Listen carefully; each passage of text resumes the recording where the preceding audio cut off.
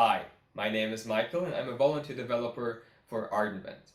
That's a remote-controlled ventilator designed to outsource and automate as much as possible of the whole treatment process of COVID-19. We appreciate that there's a lot of controversy and not enough reliable information about the situation, but we have to work with what we've got.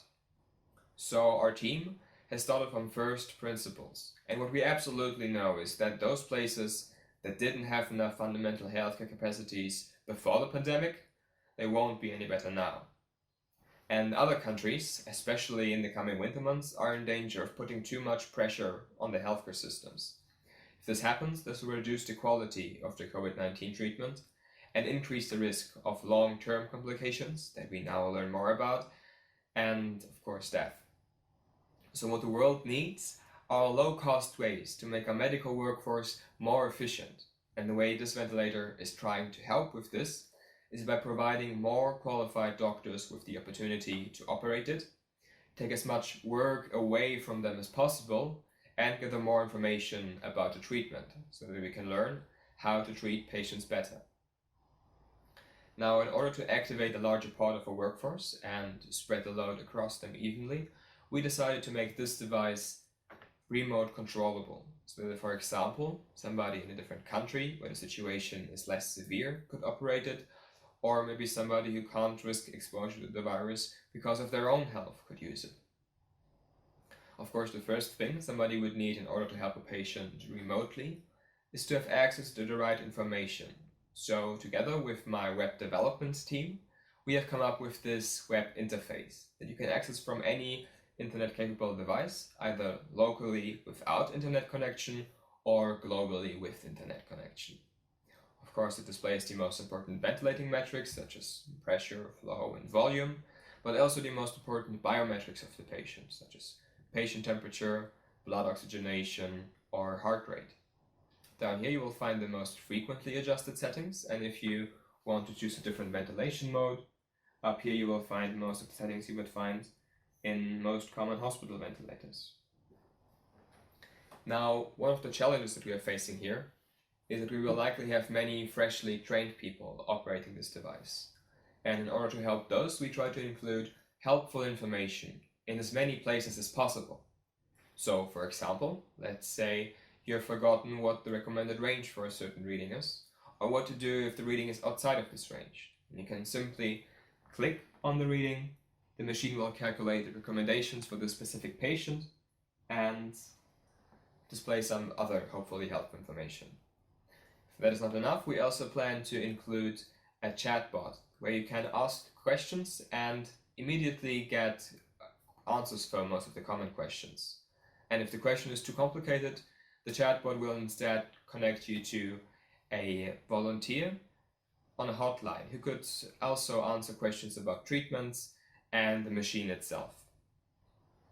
Another way we're trying to take away work from doctors is by constantly monitoring all the different values for certain events defined by the doctor, and then execute reactions also defined by the doctor.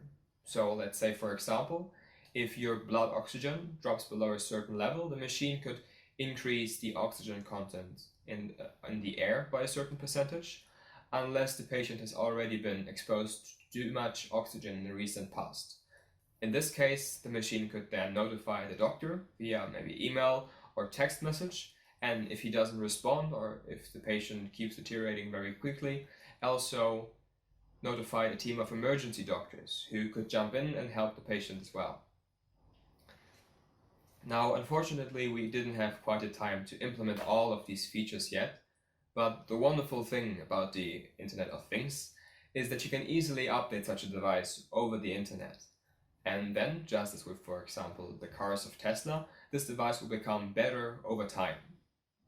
Another very important advantage of this device being connected to the internet is that we can give a vast amounts of very broadly spread information that can be used for scientific research. But if we can build and distribute enough of these ventilators, we can even implement machine learning algorithms, which, for example, could take the current patient and automatically compare him to all previously treated patients with a similar background and disease progression. And from those, identify those that have received consistently effective treatment, and suggest the doctor he could try one of these treatment steps. In a situation of full medical system overload, and when not even an online doctor is available, at some point this machine could even self-operate. I hope that this brief presentation has given you a good overview of what we're trying to accomplish. But now we need your help to make it happen. We estimate the cost of this device to be around $300, and we hope to be able to provide it in return for voluntary donations from our recipients. In order to do that, we first need donations to build the first ventilators, of course. We are also only able to provide this ventilator for such low cost because we are a volunteer organization, and we need help of more qualified volunteers to help build the organization, as well as from doctors who could be willing to actually operate the device. We believe that this is a good chance for humanity to come together, overcome our differences, and protect the lives and communities of those that are most vulnerable. Something that ultimately we all will benefit from. If you think so too, please consider sharing this video, volunteering with us, or donating. Thank you.